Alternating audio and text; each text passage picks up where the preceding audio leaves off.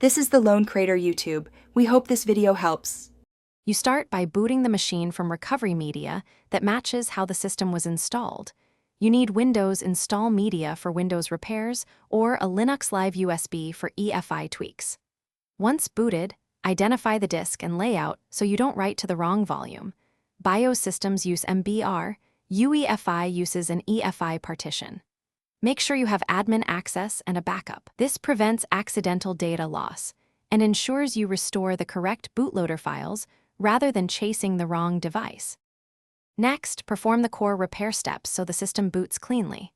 For legacy BIOS systems, run command prompt from Windows Recovery and use bootrec commands to write a new MBR and rebuild the BCD. This removes Grub remnants by replacing the bootloader. For UEFI systems, mount the EFI system partition, remove Grub, EFI files, and run BCD boot to recreate Windows boot files. If you only have a Linux Live USB, use fbootnger to remove stale Grub NVRAM entries or to reinstall a proper EFI. Finally, reboot and confirm the system boots directly into Windows or your intended OS. If it doesn't, use the firmware boot menu to choose the restored entry and then set it as default.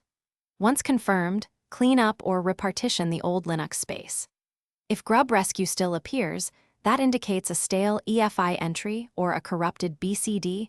Rerun BCD boot or bootrec, inspect NVRAM with fbootnger, and run file system checks. These steps close the loop, so the firmware and file systems agree on a single, working bootloader.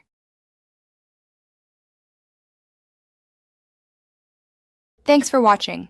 Consider subscribing if we helped you.